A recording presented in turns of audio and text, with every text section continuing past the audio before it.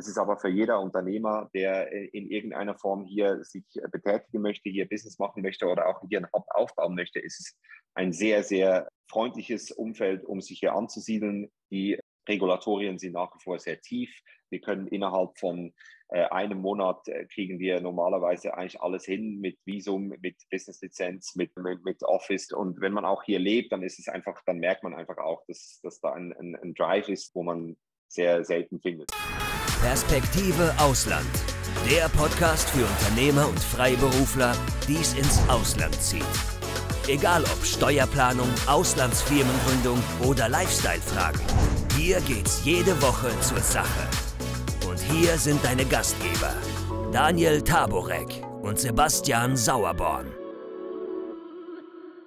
Dann kann ich nur sagen, herzlich willkommen zu unserer neuen Folge. Wieder einmal sprechen wir über Dubai.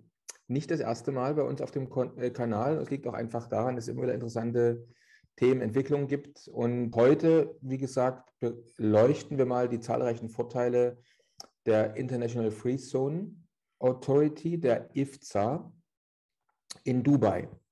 Und unser Experte und Gast heute ist ja Diego Michel. Er ist selbst Fachmann, Unternehmer für Geschäftsentwicklung in dieser Region.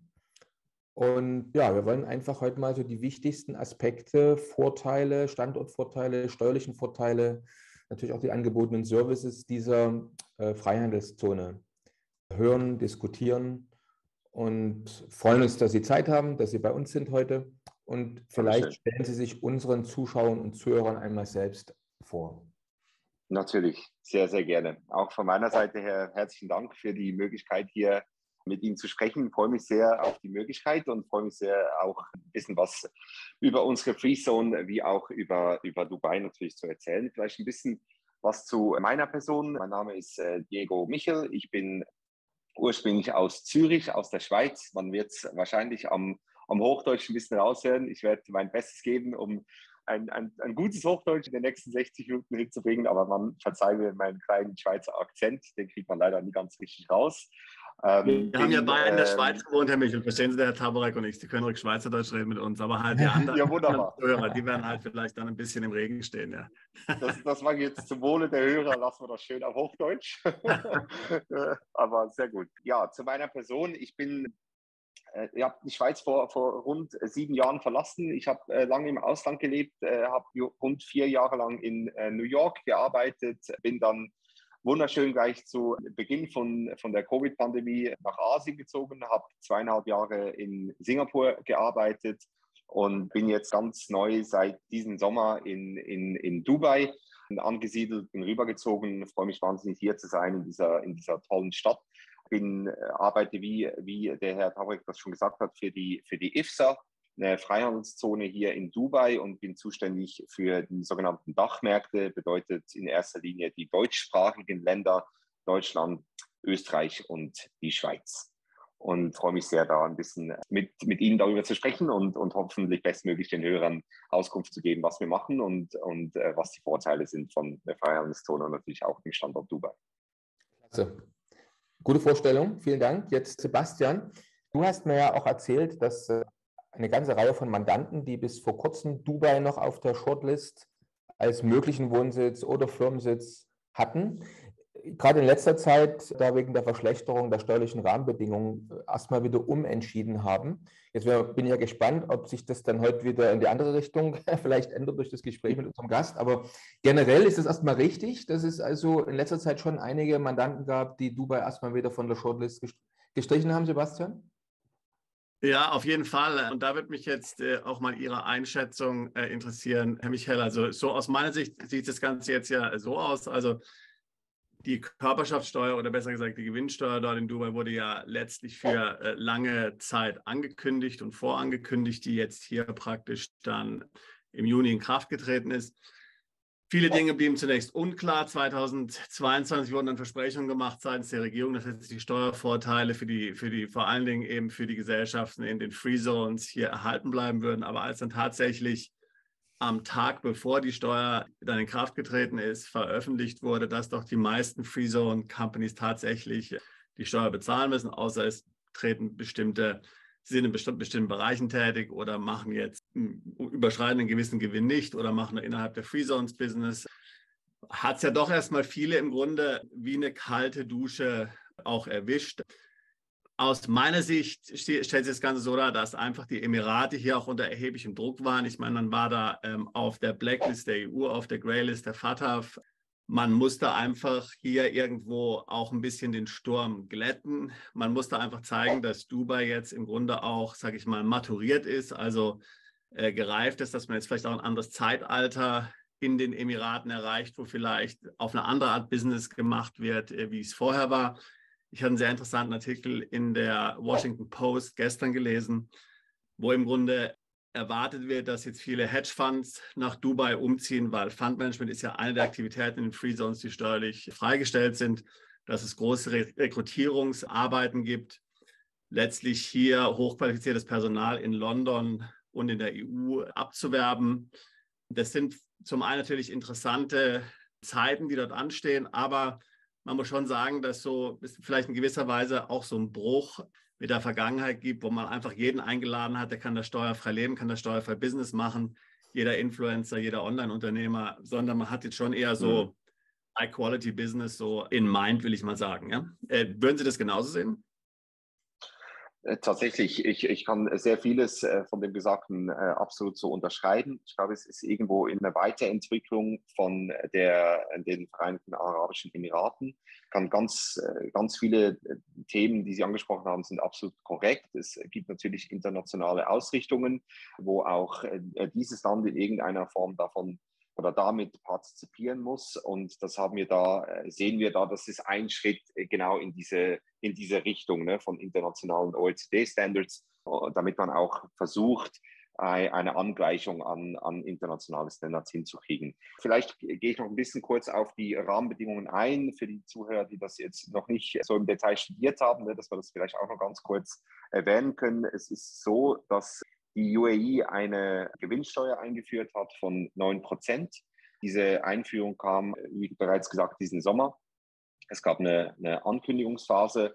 Das wurde dann bis zu einem gewissen Grad, blieb man im Unklaren, was jetzt alles inkludiert ist und was exkludiert ist, wurde dann aber schlussendlich eingeführt. Und es ist so, dass auch heute, ich möchte das ganz klar betonen, auch heute noch relativ viele Punkte ungeklärt sind. Wir sind selbstverständlich nah dran an den Entscheidungsträgern. Wir tauschen uns in regelmäßigen Abständen auch mit den Behörden aus. Wir sprechen auch mit ganz vielen Experten hier. Es gibt nach wie vor gewisse Punkte, die unklar sind, aber was man festhalten kann, sind diese 9% Gewinnsteuer auf Gewinne, die um plus minus 100.000 US-Dollar, also rund 375.000 Dirham übertreffen. Und es gibt Aktivitäten, Business Activities, welche exkludiert sein werden. Der Großteil davon wird allerdings wahrscheinlich inkludiert werden. Ne? Wie gesagt, es ist nach wie vor Work in Progress. Es ist ein bisschen anders, wie wir das vielleicht aus Europa kennen. Wenn Gesetze hier verabschiedet werden, dann werden sie implementiert und danach werden sie verfeinert und da kommen jeweils noch Updates hinzu. Und es gibt natürlich auch diverse Stakeholders, die da nach wie vor Interessen anmelden und mit sich bringen. Also ich glaube, wir können noch nicht genau abschließend sagen, was das Bild dann schlussendlich sein wird. Aber was wir ganz klar sagen können, ist, dass diese 9%, die sind da, die werden auch da bleiben.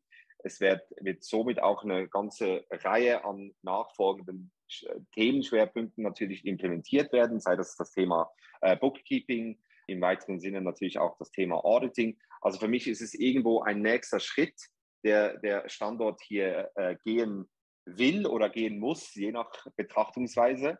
Und dementsprechend hat es uns nicht ganz kalt erwischt, aber durchaus die ein oder andere zusätzliche Sitzung wurde einberufen vor ein paar Wochen, da doch sehr vieles sehr schnell geschehen ist. Und da muss man jetzt einfach diese neue Rahmenbedingung, muss man einfach natürlich bearbeiten und bestmöglich sich damit auseinandersetzen. Ich kann Ihnen sagen, ich habe fast täglich eigentlich Gespräche genau über dieses Thema. Ich spreche sehr oft mit deutschen Unternehmern genau über diese Fragen, die sie berechtigterweise auch anbringen. Und ich glaube, wenn man das gesamte Bild vorstellt und aufzeigt, und gerade auch in dem Sektor, wo die IFSA sehr aktiv ist, nämlich in diesem KMU, Small- und Medium-Size-Bereich, dann ist es durchaus so, dass man, glaube ich, von einer Steuerlast reden kann, die durchaus noch äußerst vertretbar ist. Das sehen auch sehr viele Unternehmen, mit denen wir sprechen, auch Kunden von uns, die natürlich auch mit einer gewissen Sorge uns angerufen haben und in dem wir eben regelmäßig im Austausch sind. Die 9%, das ist erstmal eine Zahl, die durchaus aufhorchen lässt, aber wenn man es dann ein bisschen runterbricht, genauer ansieht und evaluiert, dann ist es durchaus eine andere Zahl, die dann am Ende des Tages dann stehen bleibt. Trotzdem ist es eine Veränderung. Diese Veränderung ist natürlich relevant für den Markt, es ist relevant für die Industrie. Und für uns ist es ganz wichtig, dass wir auch mit dieser Veränderung dann mitgehen und diese natürlich auch in die Gespräche einbinden und in die Kunden einbinden. Ich kann aber mit Freude sagen, dass wir eigentlich nicht viele Kunden bis anhin verloren haben. Es ist einfach beratungsintensiver geworden. Natürlich ist es auch von uns ganz relevant, dass wir diese Themen auch besprechen, die Updates regelmäßig durchgeben und auch unsere Interessen natürlich auch stark vertreten dann gegenüber Behörden und genau solchen Prozessen, die jetzt im Gange sind, um dieses Gesetz zu verfeinern und die Thematiken dann auch durchzugehen. Sehr interessant. Glauben Sie auch, haben Sie auch das Gefühl, dass sich jetzt in gewisser Weise auch so ein bisschen hier, ich sage mal, in der Beraterszene, die jetzt ja in den letzten Jahren so gewachsen ist, rund um Dubai, so ein bisschen ist die Spreu vom Weizen trennt? Also ich hatte einige Kommentare gesehen von Beratern, wo ich jetzt nicht so sicher bin, wie gut die sind. Die hatten dann gesagt, naja, okay, es bleibt alles Business as usual, wir können das dann irgendwie drehen und so und dann macht man halt die Bücher so und so oder man gründet einfach 2 Firmen, dann ist man dann mit beiden unter dem Minimum und so weiter und so fort. Aber meiner Erfahrung nach, ich bin jetzt schon einige Jahre in diesem Business, es macht keinen Sinn, bei solchen Entwicklungen gegen den Strom zu schwimmen. Ja, also man muss im Grunde sagen, man muss das, wie man auf Englisch sagt, embracen. Also man muss das im Grunde genommen akzeptieren, dass es so ist und muss sich dann danach orientieren, das Beste daraus machen und eben entsprechend dann auch, sage ich jetzt mal, das Business neu so ausrichten, dass halt passt. Und wie Sie ja gesagt haben, also die 9% sind jetzt ja international gesehen sehr günstig und sehr, sehr positiv. Also ich meine, das darf man nicht vergessen, ja. Und es gibt großzügige Sonderregelungen und so weiter. Jeder, der dort wohnt und selbstständig ist, muss ja, glaube ich, bis zu umgerechnet ungefähr 1 Million Euro sowieso keine Steuern bezahlen, wie dem auch sei. Ja? Also das heißt, es gibt schon ja viele, viele positive Ausnahmen auch. Also sicherlich nicht kein Grund, Panik zu kriegen. Aber man muss, glaube ich, schon letztlich hier diese Neuentwicklung, die das Land macht, ja, schon irgendwo auch akzeptieren und dann auch sich zu eigen machen und sagen, okay, ich will da gerne dabei sein und jetzt gehen wir halt in eine neue Phase rein. Ja, auch das kann ich absolut so unterschreiben. Ich glaube, es wird vielleicht auf die ursprüngliche Frage nochmal anzugehen. Ich glaube, es wird eine gewisse Reinigung geben im Markt. Die Beratungsaufwände werden auf jeden Fall intensiver. Dementsprechend wird auch natürlich die Qualität, muss natürlich da mitgehen, das ist ganz klar. Und ich glaube, dass da jeder, der in irgendeiner Form beratend Unternehmen unterstützt, welche diesen Schritt machen möchten, auf jeden Fall da ist natürlich eine Selbstverantwortung da, dass man sich intensiv mit dem Thema auseinandersetzt. Die IFSA bietet hier unterschiedliche Möglichkeiten an, da können wir vielleicht später noch mal ein bisschen drauf eingehen, wie wir auch unsere Partner unterstützen weltweit. Aber natürlich ist es so, dass es, wie gesagt, ein gewisses Erwachsenwerden findet statt in der ganzen Industrie. Und ob da jeder mitziehen wird oder nicht, das kann ich Stand heute noch nicht beurteilen. Da ist es noch ein bisschen zu früh dafür. Aber auf jeden Fall ist es sicherlich so, dass die Qualität steigern wird oder muss sich auch steigern und dementsprechend auch die Anforderungen an diese Industrie und an dieses Business und natürlich auch an uns als Freezone. Ne? Ich glaube aber auch, dass man das ein bisschen zweiteilen kann. Wir hören unterschiedlichste Feedback. Ne? Das ist immer ganz interessant. Wenn man das aus einer europäischen Brille betrachtet, dann ist es sehr oft eine ganz andere Wahrnehmung, wie wenn das aus dem asiatischen oder indischen oder afrikanischen Raum kommt.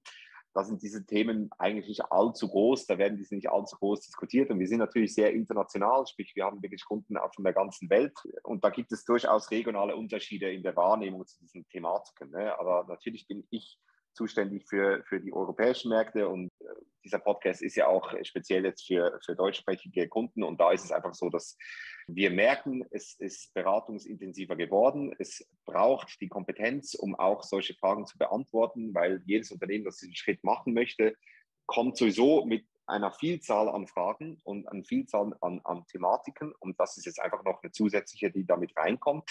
Und ich möchte nochmal darauf hinweisen, ich glaube, einer der großen Themen, die wir neben dem Steuersatz diskutieren, sind natürlich auch die Themen von Proper Bookkeeping, Auditing und so weiter und so fort. Das ist etwas, was damit ja auch einhergeht und dementsprechend auch da viele Fragen dazu sind, aber auch mögliche neue Geschäftsfelder, die interessant sind, wenn man diese Services dann auch anbieten kann. Und auch da wiederum versuchen wir Lösungen zu bieten. Also ich glaube, auch in jeder Veränderung liegt auch eine große Chance, sofern man diese auch anerkennt und dann auch sich nutzen tut. Ne? Also auch da wieder, kann man vielleicht später noch mal ein bisschen drauf, aber wir versuchen sofort auf dieses sehr schnelllebige Umfeld hier, dieses Business-Umfeld, das wirklich sehr, sehr schnelllebig ist, einfach uns stets drauf neu einzustellen und den Kunden nach wie vor den bestmöglichen Service zu bieten.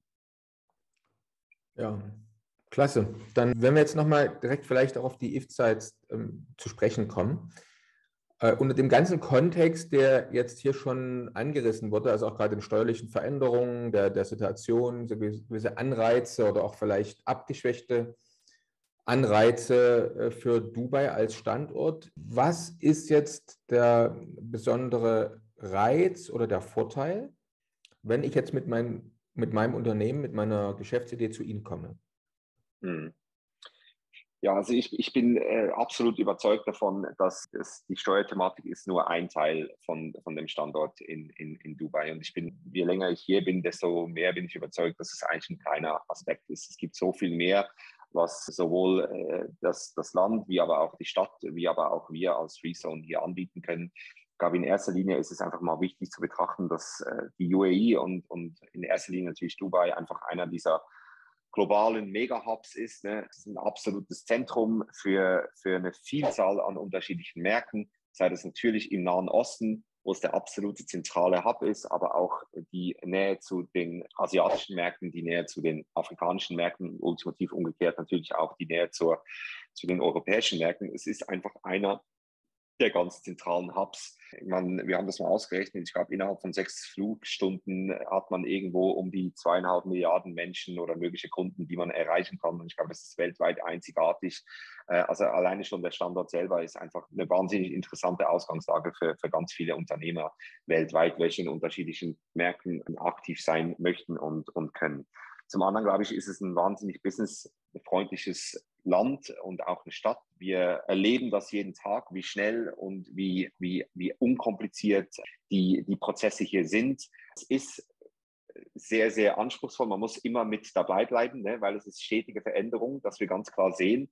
Es ist aber für jeder Unternehmer, der in irgendeiner Form hier sich betätigen möchte, hier Business machen möchte oder auch hier einen Hub aufbauen möchte, ist es ein sehr, sehr freundliches Umfeld, um sich hier anzusiedeln. Die Regulatorien sind nach wie vor sehr tief. Wir können innerhalb von einem Monat kriegen wir normalerweise eigentlich alles hin mit Visum, mit Business-Lizenz, mit Office. Ne? Also das sind einfach Timelines, die, glaube ich, so fast nirgendwo auf der Welt gefunden werden. Und wenn man auch hier lebt, dann ist es einfach, dann merkt man einfach auch, dass da ein Drive ist, wo man sehr selten findet. Ne? Also es ist Networking-Stadt, es hat unterschiedlichste Industrien, die hier vor Ort sind. Man denkt in erster Linie immer sehr schnell mal irgendwie so Öl und Gas, ne, wenn man irgendwo im Nahen Osten denkt. Aber es ist eigentlich interessant zu sehen, dass über 90% der Firmen in der UAE sind KMUs aus unterschiedlichsten Bereichen. Und sofort, wenn irgendwo neue Trends entwickelt werden, erarbeitet die UAE auch Rahmenbedingungen, damit diese Trends auch bei uns sind. Es gibt sehr viele Startups, es gibt sehr viele junge Unternehmen, die zu uns kommen. Also es ist einfach eine interessante Plattform, um sich hier zu positionieren.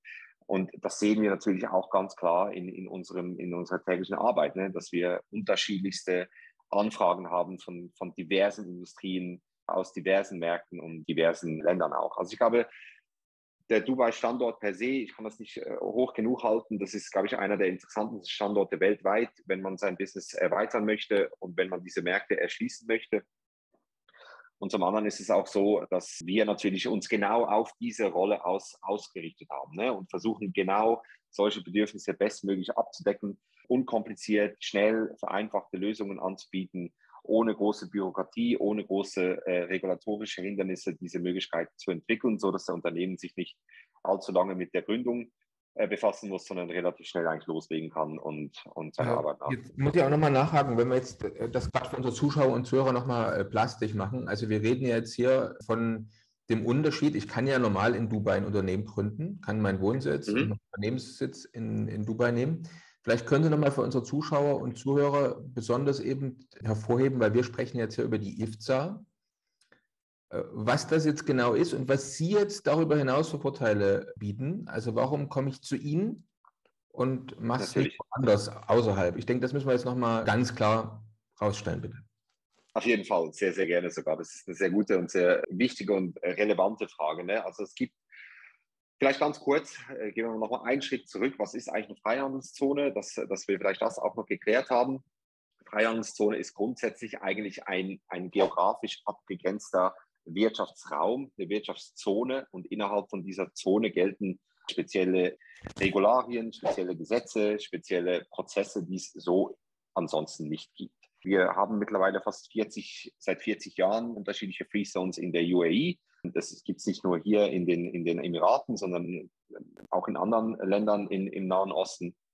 Die IFSA ist eine relativ junge Free Zone. Uns gibt es seit etwa 5 Jahren. Seit 3 Jahren sind wir in Silicon Oasis, etwa 15 Minuten von Dubai Downtown entfernt, also vom weltbekannten Burj Khalifa. Ist es eigentlich wirklich eine kurze Taxifahrt, ne, wo wir davon entfernt sind.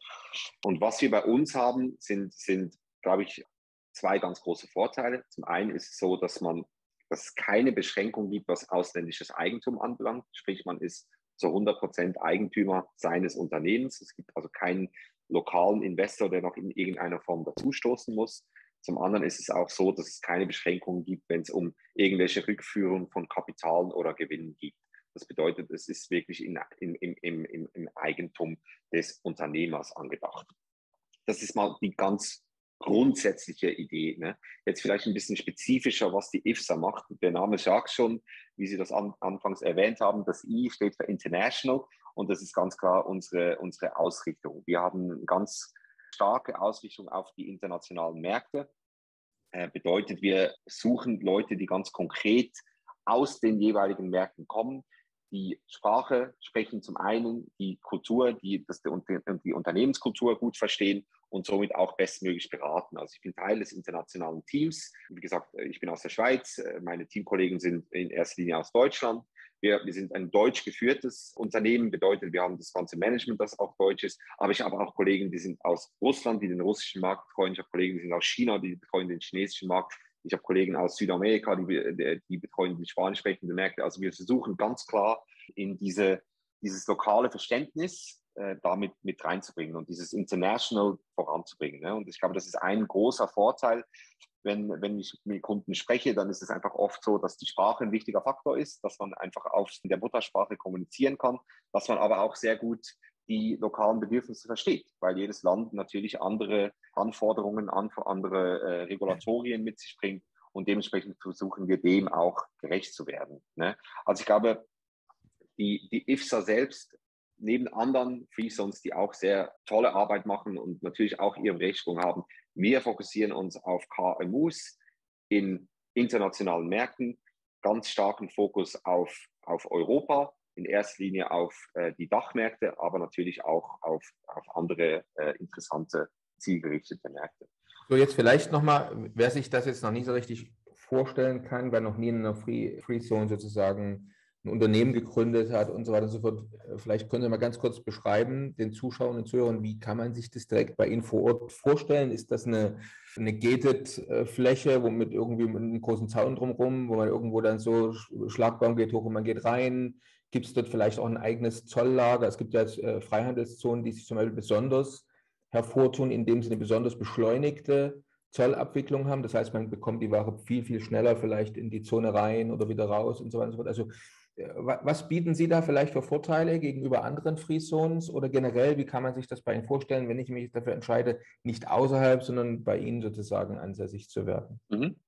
Ja, absolut. Guter Punkt. Also einen Zaun haben wir nicht. Da kommt also jeder rein oder raus, wie er möchte. Das ist dementsprechend offen. Aber es ist natürlich eine geografisch abgegrenzte Region. Das ist korrekt. Wir sind in Dubai Silicon Oasis, wie schon erwähnt. Das ist ein Viertel in Dubai selbst, und innerhalb von dieser Zone haben wir unsere Offices und auch die ganzen Angebote, die wir anbieten. Ne? Das ist also eine offene Nachbarschaft, wo man reingehen kann, aber wir operieren darin. Das Zollthema ist übrigens dasselbe bei uns auch, das habe ich noch vergessen zu erwähnen, das ist natürlich genau dasselbe.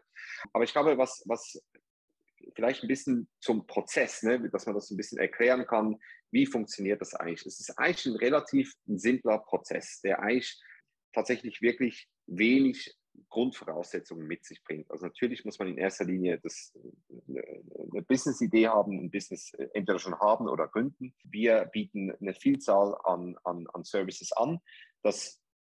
Ich sage mal, die zentrale Frage bei uns ist natürlich die Business-Lizenz. Die Business-Lizenz kann bei uns erworben werden. Wir haben über 800 unterschiedliche Business Activities, wo der Kunde davon auswählen kann, je nachdem, was er für Aktivitäten hat und was er für Industrien bedient. Wenn die Business-Lizenz angefragt wird, das dauert in der Regel irgendwo zwischen 7 bis 10 Tage, dann wird die Lizenz ausgestellt. Ne? Das heißt, man hat dann die legale Grundlage, um mit der Tätigkeit anzufangen. Dann ist es natürlich sehr oft so, dass wir auch Visumlösungen anbieten. Also dass die Leute dann hierher ziehen wollen, nach Dubai, Mitarbeiter einstellen. Das heißt, wir bieten die gesamten Visum-Services, die ganzen Prozesse an. Wenn jemand ein Visum braucht, das ist eine sogenannte Emirates-ID. Das ist eine kleine Karte, wo eigentlich alles darüber läuft. Das ist der Ausweis, den man braucht, wenn man hier leben möchte, wenn man eine Wohnung will, ein Auto kaufen will und so weiter und so fort. Da bieten wir von A bis Z den ganzen Prozess an für jeder, der in irgendeine Form kommt. Also ich glaube, wo wir uns ganz klar abheben, ist einfach, dass wir weitaus mehr bieten, wie einfach nur das klassische Produkt. Das klassische Produkt habe ich gerade erklärt, das ist die Lizenz und das Visum. Aber wo wir stark sind, ist, dass wir ein IFSA-Ecosystem aufgebaut haben. Und innerhalb von diesem IFSA-Ecosystem gibt es unterschiedliche Services, die wir anbieten können. Ne? Sei das von Hilfe, wenn es um Bankkonten geht. Das ist immer wieder ein großes Thema. Wie kriege ich ein Bankkonto? Wir haben eine Banking-Abteilung, die mit unterschiedlichen lokalen Banken eng zusammenarbeitet und da Lösungen für jeden möglichen Case sucht. Wir haben Healthcare-Lösungen. Wir haben IFSA-Car-Lösungen, wenn ein Unternehmer sofort ein Auto braucht. Wir haben natürlich die Property-Lösungen. Ne? Wir können alles anbieten, von Büroflächen bis zur Ausstattung von den Büros. Wir haben Lösungen, was Thema IFSA Academy anbelangt. Das ist ein Schulungsraum, wo wir unsere Partner, aber auch unsere Mitarbeiter stetig weiterbilden. Und dieses IFSA-Ecosystem wird stetig ausgebaut. Ich habe es anfangs erwähnt zu der Thematik, jetzt Thema Bookkeeping. Wir werden anfangen, Bookkeeping-Lösungen anzubieten. Also wir sind ein One-Stop-Shop für einen Unternehmer, der hierher nach Dubai kommen möchte. Wir können den ganz, ganz großen Teil aller Bedürfnisse dieses Unternehmens mit einer Kontaktperson können wir anbieten und dem Unternehmen abschließen. Das ist, glaube ich, der ganz, ganz entscheidende Vorteil. Ja, die Lizenz wie auch das Visa, da stehen wir natürlich in enger Konkurrenz mit ganz vielen anderen Free Zones, aber wir gehen weitaus darüber, wir gehen viel, viel weiter. Wir bieten eine Vielzahl an Services an, welche glaube ich, ganz, ganz relevant sind, ganz wichtig sind, und das alles kann mit einer Kontaktpersonen bearbeitet werden. Und ich glaube, das ist der ganz große Vorteil, den wir bieten können. Und auch da, ich zitiere da immer ganz gerne unseren Chairman, Martin Peterson, er sagt immer sehr gerne, we're simply at the beginning. Wir fangen erst an, ne? Wir sind jung und dynamisch. Bedeutet, wenn immer wir Anfragen kriegen für weitere Services, für weitere Ideen, dann wird das sofort angeguckt und dann versuchen wir, kundenfreundliche und kundenspezifische Lösungen zu finden, die weitaus darüber hinausgehen, einfach nur der klassischen Lizenz. Ne? Ich glaube, das ist das, was uns in erster Linie ausmacht, wo wir auch stark sind, wo wir auch wirklich gute Resonanzen kriegen. Das andere, vielleicht auch noch 2, 3 Wörter dazu. Das andere ist, dass wir in einem etablierten Partnersystem arbeiten. Das bedeutet, wir haben Partner weltweit, mit denen wir eng zusammenarbeiten. Das können Consultancy-Firmen sein, das können Steuerberater sein, das können Anwaltskanzleien sein, welche wiederum ihre Kunden betreuen. Und über dieses Partnernetzwerk versuchen wir natürlich auch an neue Kunden zu kommen. Ne? Und gemeinsam in enger Partnerschaft mit hervorragenden, sehr, sehr guten Partnern schaffen wir auch wieder diesen Bezug zu diesen lokalen Anforderungen. Ne? Also wenn das jetzt bedeutet, ein deutscher Unternehmer will nach Dubai ziehen. Wir sind der Gateway für alles, was hier unten in den Vereinigten Emiraten passiert. Aber wir arbeiten auch mit Partnern in Deutschland und anderen Ländern zusammen, die dann auch helfen, wenn es darum geht, wegzusteuern, mögliche Behördengänge und so weiter und so fort. Also es ist ein Zusammenspiel von Partnerschaften in den einzelnen Märkten und hier unten in Dubai mit einer One-Stop-Solution, wo wir, glaube ich, der überwältigende Teil der Anfragen lösen können für die Unternehmen, die zu uns kommen wollen. Und ist denn jetzt Ihre Free Zone, Herr Michael, vor allen Dingen geeignet, sage ich mal, für Dienstleistungsunternehmen oder haben Sie jetzt zum Beispiel auch Lager und mögliche Produktionsflächen, sodass auch jemand, der jetzt sagen möchte, ich möchte irgendwas produzieren, dort auch letztlich ein Unternehmen gründen und ein Zuhause finden kann? Ja, also grundsätzlich sagen wir zu nichts Nein, ne? Das ist schon mal klar. Es gibt eigentlich nichts, was es nicht gibt. Wir versuchen natürlich, jeden zu uns zu holen.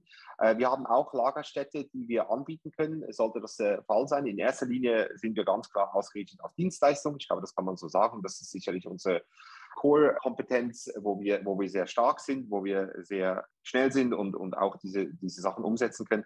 Aber man hat auch immer wieder mal Anfragen für unterschiedlichste Industrien und die versuchen wir auch zu bedienen. Ne? Also es kann auch sein, dass wir Leute haben, die bei uns produzieren wollen. Es gibt Leute, die Lagerhallen brauchen. Wenn wir die selber nicht anbieten können, dann haben wir Partnerschaften mit anderen Free Zones, wo man diese Lagerhallen auch anmieten kann. Also diese Möglichkeiten gibt es auch. Aber ich sage so, wie es ist, der Fokus liegt in erster Linie auf Dienstleistungen, Commerce-Bereich, wo wir sicherlich am stärksten sind. Ja, das ist korrekt.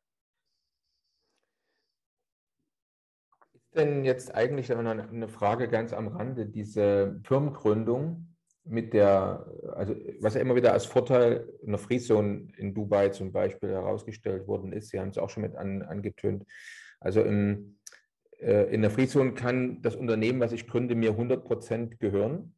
Das ist ja ein Vorteil. Ein Vorteil ist auch, dass wohl weniger spezielle Anforderungen an die Substanz, also zum Beispiel die Bürofläche, gestellt werden. Mit der Beteiligung, mit der ausländischen Beteiligung von 49%, ist denn das eigentlich noch aktuell? Wird es irgendwann generell komplett wegfallen außerhalb einer Free Zone oder wie sehen Sie das?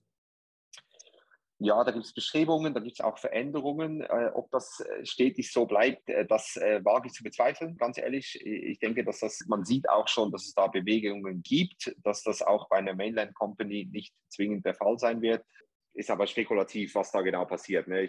Da begebe ich mich ein bisschen aufs glatte Eis, ehrlich gesagt, weil, wie gesagt, die Entscheidungen werden sehr schnell gefasst hier.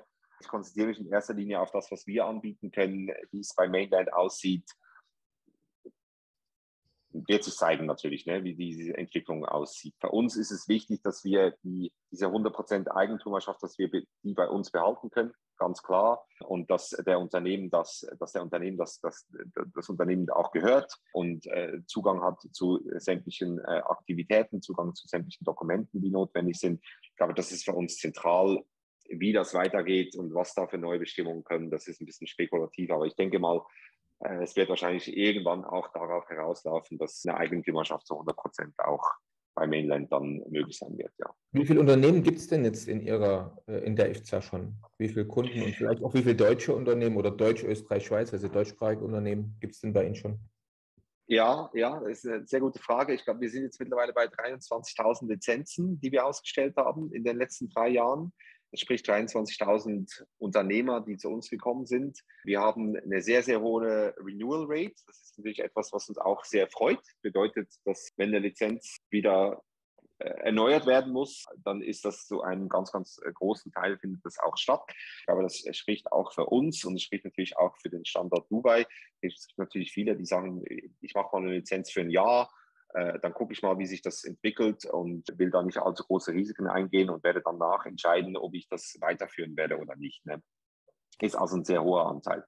Deutschland oder Dach ganz allgemein, ich glaube, die neuesten Zahlen hätte ich jetzt nicht. Das ist natürlich noch nicht der überwältigende Teil, aber wir sehen da schon durchaus jeden Monat, ich denke jetzt mal so um die 50 bis 100 Anmeldungen, die wir auch mit deutschsprachigen Kunden haben. Das freut uns natürlich enorm. Und was wir auch sehen, und das ist, glaube ich, eigentlich fast wichtiger, ist, dass die Nachfrage nur in eine Richtung geht und zwar nach oben. Ne? Und deswegen ist es auch ein Markt, wo wir glauben, dass einfach sehr viel Potenzial in den nächsten Monaten und Jahren auch da ist und dementsprechend auch den Fokus auf diese Märkte.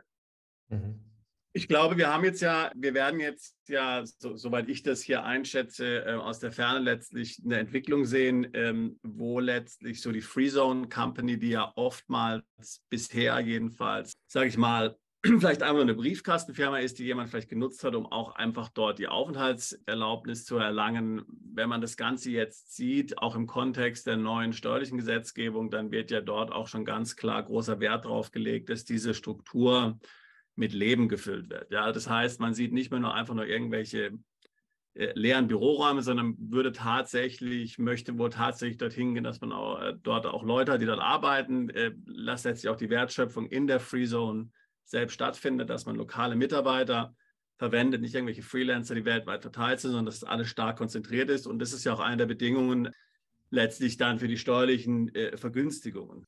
Einer der Vorteile von Dubai ist ja doch, dass Dubai ja tatsächlich eine hohe Lebensqualität bietet, um auch dort zu leben und ja auch Wohnraum bietet, um dort zu leben. Aber ist es auch realistisch, sage ich mal, wenn ich jetzt sage, ich will jetzt ein Team aufbauen von Mitarbeitern, die verdienen jetzt sicher alle unbedingt ein sehr hohes Gehalt. Ist es da auch möglich, bezahlbaren Wohnraum in Dubai zu finden, sodass man hier sagen kann, realistisch, entweder ich werde dort einige Mitarbeiter hinschicken oder dort halt anderweitig jemanden rekrutieren? Natürlich, also auch da wieder ganz viele interessante Punkte, möchte ich vielleicht kurz darauf angehen. Unser Ziel ist es natürlich, die Free Zone mit Leben zu füllen, ne? Wie Sie das anfangs erwähnt haben. Das ist ein ganz erklärtes Team von uns. Wir arbeiten sehr eng mit unseren Kunden und mit unseren Lizenznehmern zusammen. Wir veranstalten unterschiedliche Events. Wir versuchen, das Thema Networking stärker aufzubauen, dass auch diese Kunden sich untereinander vernetzen können, dass da auch Möglichkeiten gibt, um neue Businessmöglichkeiten zu garantieren. Das ist für uns ein ganz wichtiges Anliegen, ne? Und dementsprechend versuchen wir alles, was wir in irgendeiner Form machen können, um zusätzliche Wertschöpfung zu generieren, zusätzliche Wertigkeit auch zu generieren für unsere Kunden, machen wir natürlich. Ich meine, zu Dubai selbst, ich denke, viele Zuhörer werden die Stadt wahrscheinlich ein bisschen kennen, vielleicht mal im Winter hier gewesen, ne? Und ich kann das wirklich nur unterschreiben. Es ist ein Ort mit einer sehr hohen Lebensqualität. Es bietet unglaublich viel, sowohl was Karrieren anbelangt, natürlich aber auch was das private Leben anbelangt. Es ist ein sehr schöner Ort. Man sieht auch die Entwicklung, die ist die ist nach wie vor einfach beeindruckend. Ne? Man hat sicherlich schon sehr viel darüber gelesen und gesehen, aber es ist auch weiterhin einfach beeindruckend. Ich glaube, man sieht es einfach in der Anzahl Menschen, die hier nach Dubai kommen. Das ist ungebrochen. Ne? Die Nachfrage ist ungebrochen. Und dementsprechend wächst die Stadt auch es wird überall gebaut und es entstehen überall neue Wohnblocks und überall entstehen neue Viertel, um genau diese Nachfrage und diesen Trend natürlich auch irgendwo auszugleichen, ne? Und dass man auch irgendwo bezahlbaren Wohnraum hat, dass man auch unterschiedliche Menschen in diesem Land leben haben können. Ich meine, natürlich ist das beste Beispiel dafür. Wir sind 300 Mitarbeiter und wir haben über 50 Nationalitäten, die bei uns arbeiten. Ne? Also das ist, glaube ich, ein wunderbares Beispiel, wie Dubai funktioniert. Wir haben Menschen aus der ganzen Welt, die bei uns arbeiten, teilweise natürlich auch mit unterschiedlichen Gehaltsstrukturen. Das ist absolut ganz klar. Aber dementsprechend gibt es auch unterschiedliche Regionen und unterschiedliche Bezirke in Dubai, welche dann auch bezahlbarer Wohnraum anbieten. Und dann gibt es natürlich nach oben, ist die Grenze dann offen, selbstverständlich. Ne? Aber ich habe jetzt noch nie gehört, dass es in irgendeiner Form nicht mehr bezahlbar ist. Also ich kann Ihnen sagen, es ist nach wie vor günstiger, wie in Zürich zu leben, was ja, glaube ich, nicht unbedingt das beste Beispiel ist, aber definitiv bezahle ich für meine Wohnung weniger wie in der Stadt Zürich. Und das wäre noch ein gutes Beispiel, dass es auf jeden Fall immer noch geht, ne? Selbstverständlich, genau. Und das ist ja auch ein wichtiger Punkt. Also ich glaube, die Lebensqualität darf man nicht unterschätzen. Und das höre ich auch von meinen Mandanten. Ja, ich meine, die Mandanten zum Beispiel, die jetzt auch schon zum Teil in Dubai sind, die dann auch dort bleiben wollen, Steuer hin oder her, die sagen, na okay, gut, okay, ich meine, vielleicht kann ich auch in Europa, finde ich irgendwelche Länder, wo man jetzt wenig Steuern bezahlt, was weiß ich, Zypern oder Malta oder so. Und ich meine, ich kenne Malta, ich habe da auch mal selbst gewohnt. Ja, ist natürlich was komplett anders als Dubai. Ja, also ich meine, Dubai ist wirklich... Also da muss man schon, damit man sich auf Zypern da oder Malta dann sich wohlfühlt, da muss man schon natürlich, ist es schon was anderes. Also es ist so eine moderne Großstadt, die alle die Möglichkeiten bietet, die Dubai bietet, im Sinne jetzt von Shopping, von Lifestyle, von Freizeit, Restaurants und so weiter und so fort. Ja, das muss man schon ganz klar sagen. Ja, das ist halt einfach schwierig irgendwo anders zu finden, gerade in diesem steuergünstigen Bereich. Gut, man kann zum Beispiel noch sagen, weiß ich, Singapur oder so, aber Singapur ist wahnsinnig schwierig mit Visum dort reinzukommen, auch natürlich ganz erheblich teuer und so. Also da gibt es schon wenige Orte, würde ich mal sagen, auf der Welt, wo man diese Kombi einfach hat, ja, an sehr hoher Lebensqualität, sehr vielen Möglichkeiten, top modern, gute Businessmöglichkeiten. Und das wird, glaube ich, schon auch einer der Haupt-Selling-Points von Dubai bleiben, ja, also das dort zu leben, jetzt nicht einfach nur irgendeine Firma zu haben, sondern da wirklich auch zu leben, ja. Mhm. Nee, absolut. Ich kann das zu 100% so unterschreiben. Es ist völlig richtig. Ich glaube, wir heben uns da massiv ab, auch von genannten anderen Standorten, die sicherlich auch alle ihre Berechtigung und ihre Bedürfnisse abdecken. Aber ich glaube, dass Dubai doch nochmal irgendwo da ein bisschen aus dem Rahmen fällt. Ich glaube auch, wenn man jetzt nochmal ein bisschen auf das deutsch-emiratische Verhältnis guckt, auch da ist es einfach sehr interessant zu sehen, wie eng dieses Verhältnis ist. Es gibt sehr, sehr enge Beziehungen zwischen den beiden Ländern. Es gibt eine Vielzahl an deutschen Menschen, die hier leben, die sich hier niedergebracht haben. Es gibt deutsche Spitäler, es gibt deutsche Schulen mit deutscher Sprache. Es gibt auch eine Schweizer Schule hier in Dubai. Also man sieht einfach, dass dieser Austausch sehr, sehr wichtig ist, sehr, sehr relevant ist. Und ich glaube natürlich, auch diese Fragen kriegen wir immer wieder. Ne? Wenn jetzt eine Familie runterzieht hier, was mache ich mit den Kindern? Gibt es da gute Ausbildungsplätze? Gibt es da gute akademische Wege, die man gehen kann? Was gibt es für Schulen und so weiter und so fort? Das ist für uns natürlich schön zu sehen, dass es da eine so enge Zusammenarbeit gibt. Und gerade die deutschen Schulen sind für uns sehr, sehr wichtig und für unsere deutschen Kunden. Und da bietet Dubai einfach sehr viele Möglichkeiten, ne, die man sonst nicht überall so in diesem Maße hat, selbstverständlich. Und die Nähe zu Hause ist auch schön. In 6 Stunden ist man zu Hause, respektive die Familie und Freunde sind in 6 Stunden hier, was natürlich auch zusätzlich ein Vorteil ist. Ne? Man ist irgendwo weit weg, aber man ist nicht zu weit weg von zu Hause. Jetzt ist ja so, dass ich bekomme ja momentan jetzt seit einigen Wochen jeden Tag auf meinem Handy eine Extremwetterwarnung. Wenn es über 33 oder 34 Grad ist, kommt jetzt extreme Hitzewarnung. Ja. Und wie ist denn das jetzt? Wie viel Grad haben Sie denn heute in Dubai?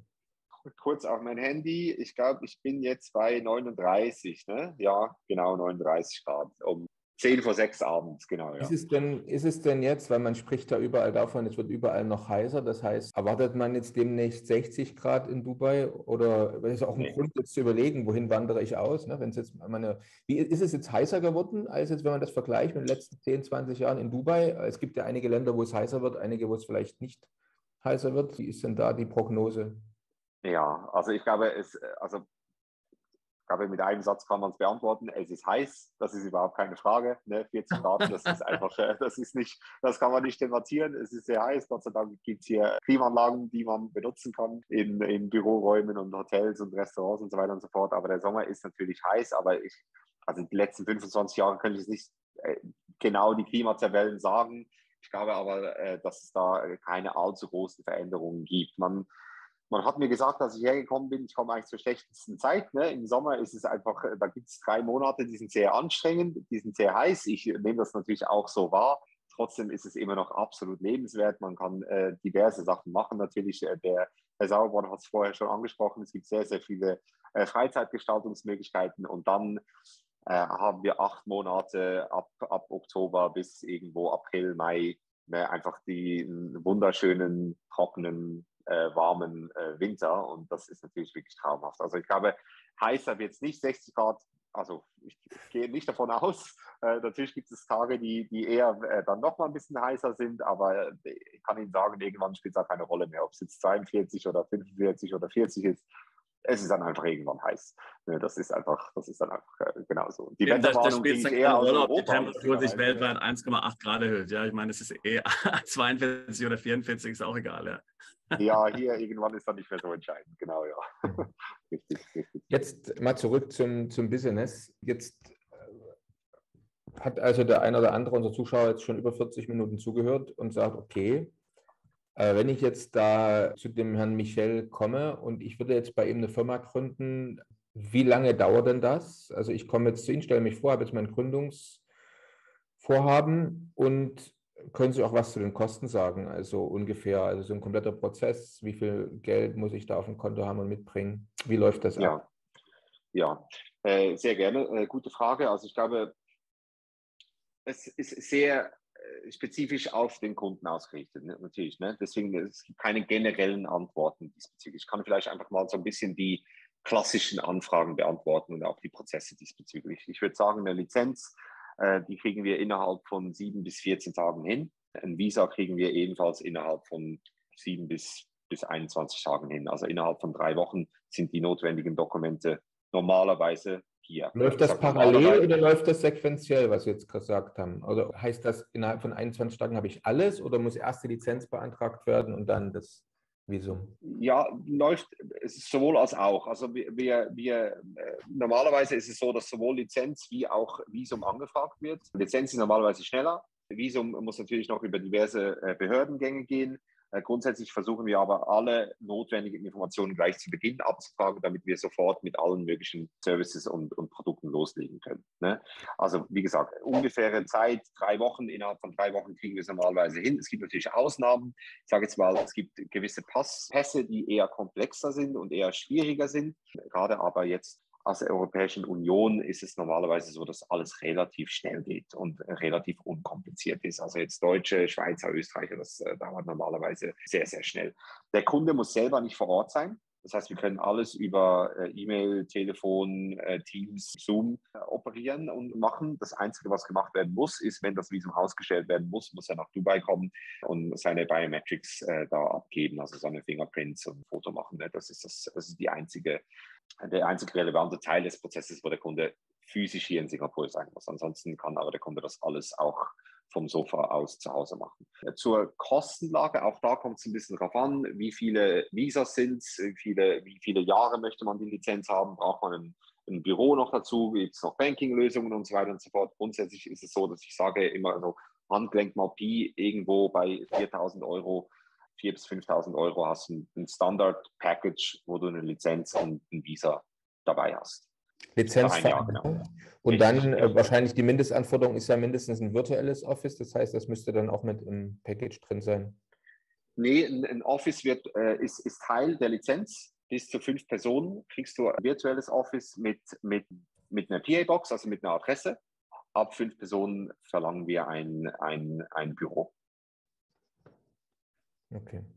Jetzt würde mich mal interessieren, Herr Michel, also wenn Sie jetzt so von deutschsprachigen Markt reden, also Deutschland, Österreich, Schweiz, Liechtenstein, was sind es so für, Sie hatten vorhin schon gesagt, es ist der KMU-Bereich, aber was sind es so für typische Unternehmer, was sind so die Branchen, die jetzt dort tatsächlich nach Dubai kommen, die zu Ihnen kommen und sagen, okay, ich möchte hier gerne ein Unternehmen gründen. Hat sich da irgendetwas geändert, auch, sage ich mal, vor dem Hintergrund der jüngsten Entwicklungen? Also vielleicht können Sie mal so ein bisschen auch noch den Zuhörern und Zuschauern ein bisschen so einen Eindruck vermitteln, für welche Branchen jetzt hier vielleicht Ihre Freezone und Dubai allgemein besonders interessant sind. So, was sind so konkrete Beispiele, die man sich so vorstellen kann? Ich meine, Softwareentwicklungscompany, also oder sowas, oder wo sehen Sie da, oder wo haben Sie auch wo haben Sie besonders Augenmerk, auf welche Branchen, was ist besonders interessant?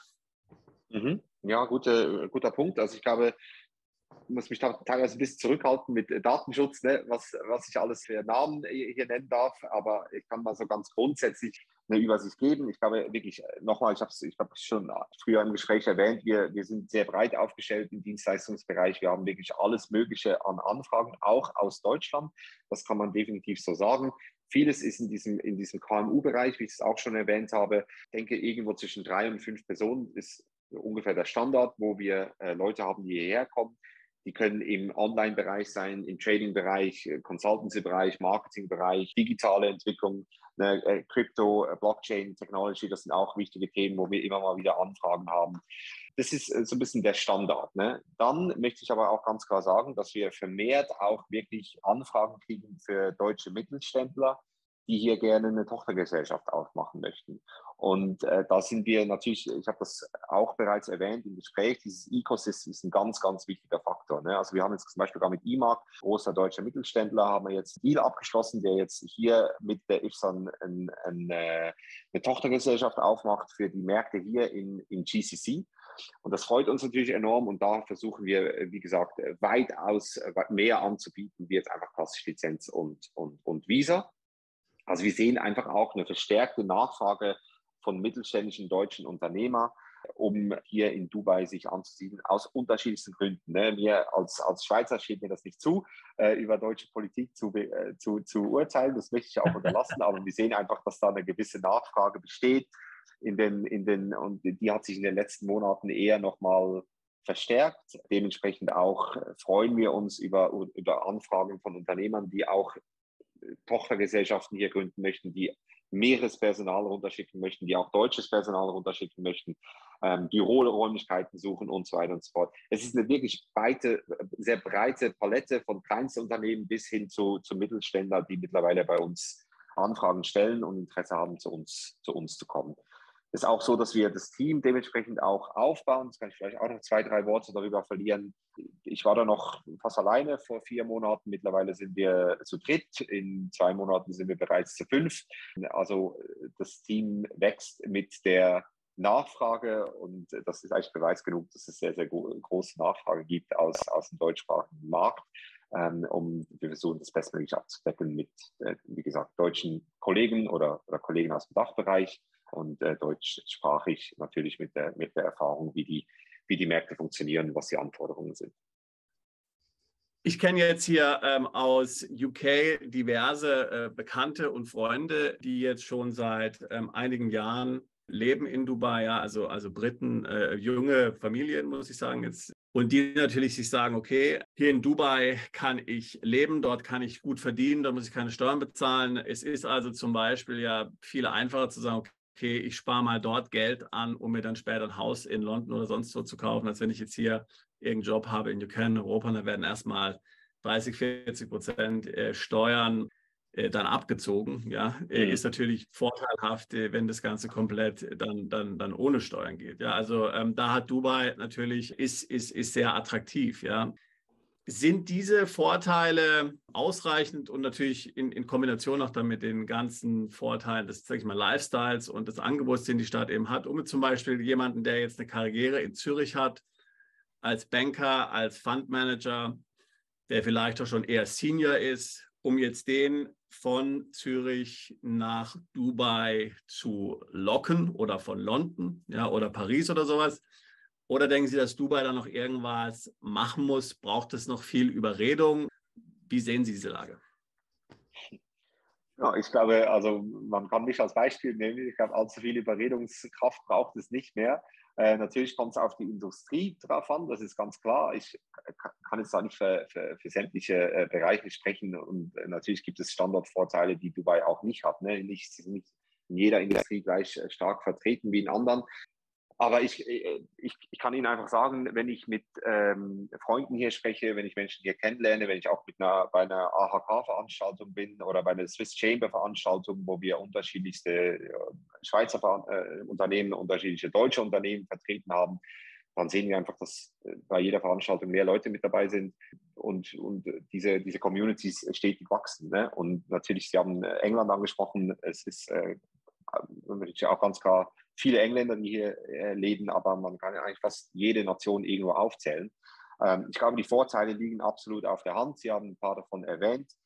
Ich glaube, es ist aber auch zu berücksichtigen, dass sicherlich Dubai nicht für jedermann ist. Ne? Das kann man, glaube ich, auch ganz klar so sagen. Es ist eine Stadt, die sehr, sehr fast-paced ist, wie man so schön auf Englisch sagt. Also es ist eine anstrengende Stadt teilweise auch. Ne?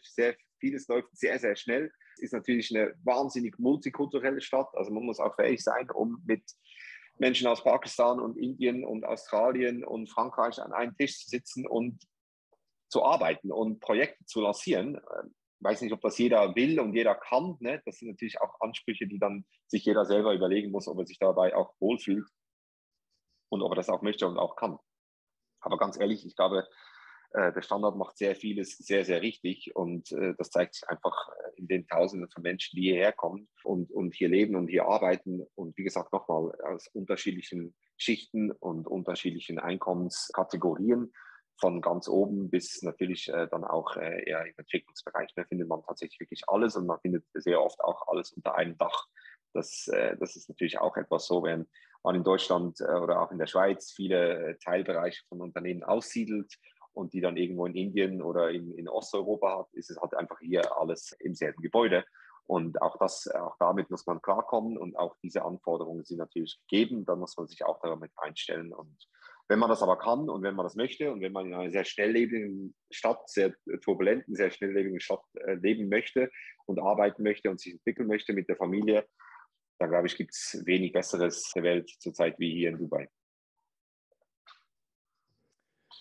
Ja, dann, wenn wir mal ein bisschen in die Zukunft schauen, vielleicht, wie sieht es aus in der IFZA? Wie wird die IFZA in ein paar Jahren aussehen? Wie stellen Sie sich das vor? Was haben Sie sich selber vorgenommen? Was wird es für neue Services geben? Wo wollen Sie hin? Ja, also Wachstum, ne? Das ist ganz klar die Richtlinie. Wir werden uns natürlich weiter bewegen. Wir werden hoffentlich das International Business weiterhin ausbauen können. Wir haben ganz klar diese Ambition, die Nummer 1 Free Zone zu sein für ausländische Unternehmen, die hier in Dubai sich ansiedeln möchten. Wie gesagt, ich glaube, unser Chairman sagt das wunderbar. Wir stehen ganz am Anfang. Bedeutet, wir stehen am Anfang, was unsere Kundenkontakte anbelangt, was unsere Partnerschaften anbelangt, aber auch was unsere Services anbelangt. Ne? Ich glaube, dieses Ecosystem, das ich jetzt ein paar Mal erwähnt habe, das ist auf keinen Fall abgeschlossen. Da werden wir weitere wichtige und gute kundenfreundliche Produkte anbieten, Services anbieten können. Und ich glaube, wenn der Standort Dubai uns auch weiterhin in dieser Form so unterstützt, wie er das jetzt macht, mit diesem aktiven Standortmarketing, werden wir hoffentlich erfolgreich auch unser Business so weiterführen können und sicherlich vermehrt auch größere mittelständische Unternehmen ansprechen können und diese auch hoffentlich zu uns bringen. Das ist das ganz klar erklärte Ziel.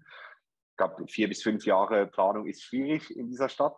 Man rechnet in Monaten und Jahren allerhöchstens. Ne? Also ich sage jetzt mal so, die nächsten 12 Monate ist es ganz klar das Ziel, den deutschen Markt zu etablieren, unser Brand auch bekannt zu machen bei den deutschen möglichen Kunden und natürlich auch diese Professionalität auch ganz klar an den Tag zu legen, dass die Leute wissen, wenn sie bei uns Interesse haben, dass sie da von A bis Z professionell betreut werden und den Service kriegen, den sie brauchen. Das ist, sagen wir mal, die nächsten 12 Monate, das ist sicherlich das Ziel.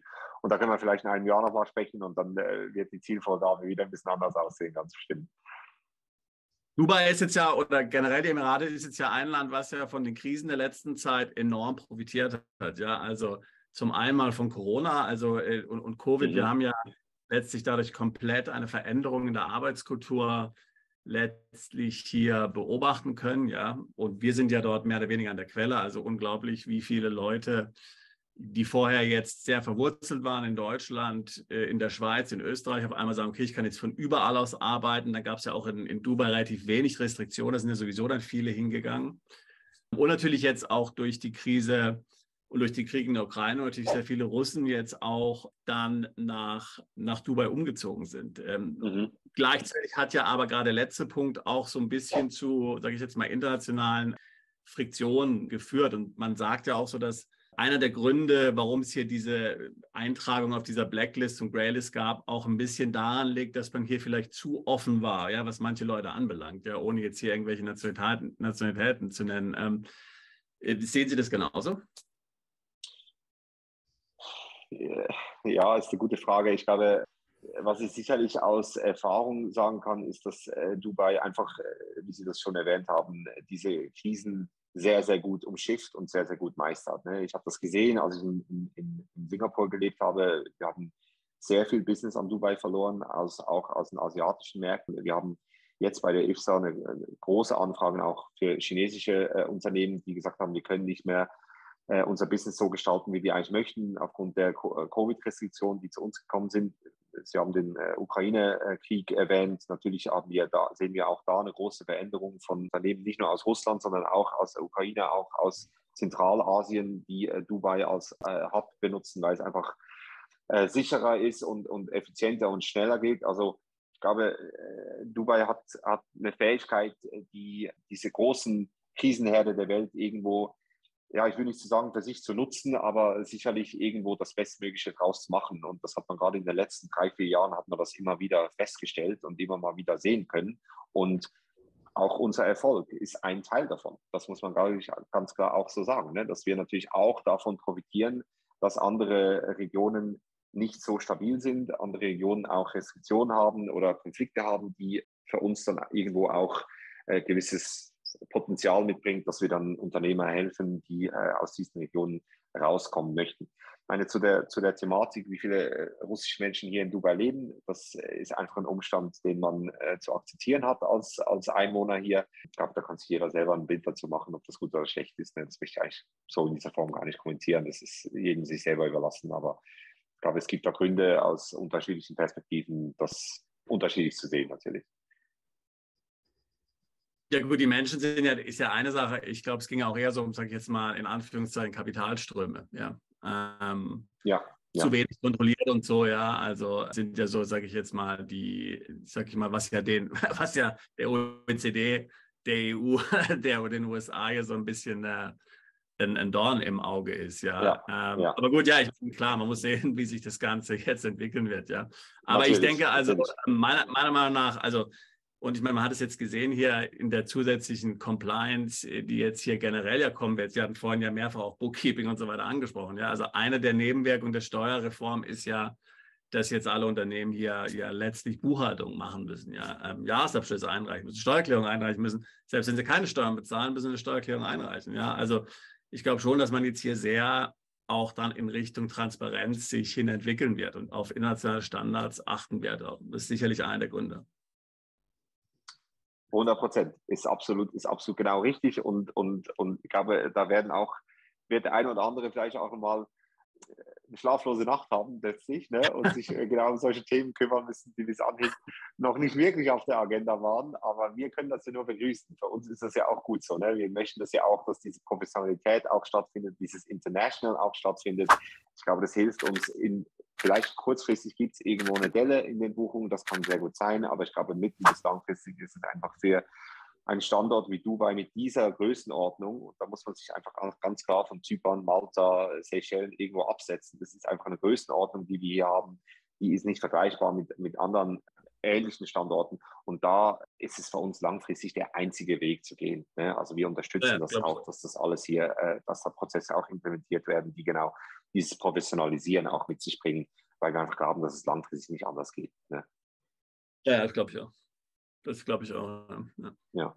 Und ich glaube, wie gesagt, also das muss man auch begrüßen, sich dagegen zu stemmen oder was ich vorhin gesagt habe, gegen den Strom zu schwimmen, das bringt nichts. Ja, aber wie gesagt, die Entwicklung wird in diese Richtung gehen und da hat man auch keine Chance, ja, zu sagen, okay, es passt mir jetzt nicht. Da muss man einfach den sauren Apfel beißen, sage ich mal, und dann nach vorne schauen. Genau, das ist genau richtig.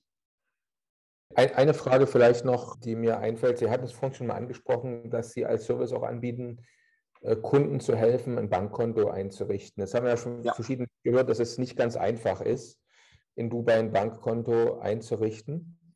Und wie sehen Sie das jetzt in den letzten, sagen wir mal, 3, 6 Monaten? Ist es eher schwieriger geworden oder ist es wieder leichter geworden? Wie gehen Sie damit um für Ihre Kunden?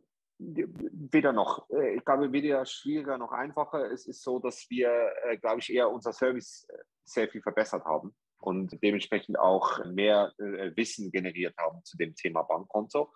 Wir haben mittlerweile, auch das, ich habe es schon erwähnt, ein Team von Leuten, die nichts anderes macht, als die Beziehungen zu den lokalen Banken hier zu verstärken. Wir haben Sales Managers, die explizit für uns arbeiten von den jeweiligen Banken. Wir haben Beziehungen zu diversen Banken, welche diverse Bereiche wiederum abdecken, diverse Industrien wiederum abdecken. Wir haben Online-Banken, wir haben die klassischen traditionellen Banken, mit denen wir zusammenarbeiten. Und was wir auch verstärkt machen, ist, dass wir unsere Handelspartner, mit denen wir, wie gesagt, dieses B2B-Partnermodell fahren, dass die auch immer wieder besser geschult werden und gebrieft werden, damit, wenn der Kunde reinkommt, mit der Anfrage schon von Anfang an geklärt wird, was sind die notwendigen Bestrebungen, was sind die Themen, welche in Bezug auf Banking möglicherweise komplex und schwierig sein können, sodass wir von Anfang an eigentlich Zweifel aus der Welt schaffen können. Das ist natürlich teilweise nach wie vor schwierig, das ist richtig. Und das wird auch so bleiben. Ne? Also auch da wieder, es gibt genügend Gründe, damit nicht jeder einfach so ein Bankkonto eröffnen kann. Da werden Dokumente verlangt. Es gibt gewisse Nationalitäten, wo es ein bisschen komplexer ist. Auch da sind wir wieder in der glücklichen Lage, dass das eigentlich in Europa sehr viel weniger der Fall ist. Und es gibt natürlich gewisse Business Activities, wo es dann auch eher komplex ist, wo man dann zusätzliche Dokumente einreichen muss und so weiter und so fort. Aber wir kennen die Prozesse. Wir haben ein Expertenteam, auch da geführt von einer deutschen Kollegin, die sich sehr, sehr gut auskennt, die Beziehungen hat, die Banken wissen, was ist die IFSA, was bringen wir mit, was sind die Anforderungen. Also ich glaube, wir können da Lösungen bieten, gerade für Kunden, die sich darüber Sorgen machen. Da, glaube ich, haben wir eine Vielzahl an Services, wo wir die eine oder andere Frage sofort klären können. Und wenn nicht, dann finden wir immer Lösungen für den Kunden. Also an einem Bankkonto ist noch keiner meiner Kunden gescheitert bis jetzt. Ne? Wir haben es auch immer irgendwo hingekriegt. Ja, sehr gut. Es bleibt spannend. Ne? Man muss natürlich auch eins noch sehen, dass jetzt im August ist jetzt so dieses Treffen aller BRICS-Länder, wo entschieden wird, möglicherweise final über das Einführen einer gemeinsamen Währung. Und hin und wieder gibt es ja immer relativ spekulative Artikel in Zeit und Fokus, konnte man jetzt also auch sehr große Kolumnenartikel dazu lesen. Und immer wieder mal sickert so durch, es ist noch nicht ganz raus, wie sich Dubai positionieren wird, gerade was eben auch dann Verkauf von Öl betrifft. Ne? Also wird bei so einer massiven, großen, starken Währung so vieler Länder, die ja immerhin dann auch den größeren Teil der Weltbevölkerung möglicherweise bald abdeckt, kippt Dubai dann in Richtung BRICS-Währung oder bleibt es beim Dollar? Und man muss dann wahrscheinlich nochmal eine neue Folge machen und gucken, wie wirkt sich das Ganze dann auch für den Standort Dubai aus, weil ich denke, da können weder Sie noch wir momentan vorausschauen, was da passiert. Da muss man einfach abwarten, was die nächsten Wochen und Monate bringen. Aber es bleibt aus verschiedenen Gründen spannend. Was für ein tolles Schlusswort. Langweilig wird es definitiv nicht. Sehr, sehr spannend und natürlich wird interessant zu sehen. Es ist ein bisschen Glaskugelstand heute noch. Ich kann es überhaupt nicht beurteilen. Ich weiß wirklich nicht, in welche Richtung das dann gehen wird. Niemand kann das. Genau. Sehr schön. Also dann vielen herzlichen Dank, Herr Michel. Es hat Spaß Ganz gemacht, meinerseits. Vielen Dank. zu sprechen über dieses interessante Thema. Und ja, wer weiß, man sieht sich vielleicht bald mal in Dubai. Wunderbar. Wir heißen alle herzlich willkommen bei uns, auf jeden Fall. ifsa.com ist die Webseite. Wenn Interesse da ist, kann E-Mail geschrieben werden, gerne auch auf Deutsch. Dann kommt es sofort bei mir auf den Tisch und dann werden wir das gerne bearbeiten. Und ansonsten trifft man sich hoffentlich mal entweder in Dubai oder auch gerne in Deutschland. Sind wir auch immer wieder auf Messen und Veranstaltungen anzutreffen. Also man wird uns hoffentlich noch des Öfteren sehen, auf jeden Fall. Klasse, super Schlusswort. Dann super. Bleiben Sie fröhlich, ne? Bis bald. Danke. Vielen herzlichen Dank für die Möglichkeit. Alles Gute, bis bald. Tschüss. Danke, vielen Dank. Bis zur nächsten Folge von Perspektive Ausland, der Podcast für alle Unternehmer, die es ins Ausland ziehen. Übrigens, wenn ihr keins unserer interessanten Videos mehr verpassen wollt, dann klickt doch jetzt gleich auf den Abonnieren-Button und auf die Glocke. Auch über Kommentare, Fragen oder einen Daumen hoch freuen wir uns sehr.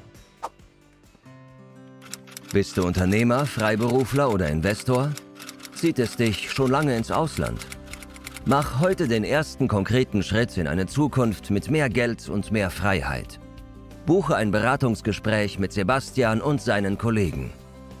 Unsere Kanzlei unterstützt Mandanten wie dich dabei, deine Steuerlast legal zu reduzieren, Vermögen aufzubauen und zu schützen und deine persönliche Freiheit zu maximieren. Profitiere jetzt von unserem Fachwissen und unserem Netzwerk. Gehe zu mandatierung.com und werde Mandant unserer Kanzlei.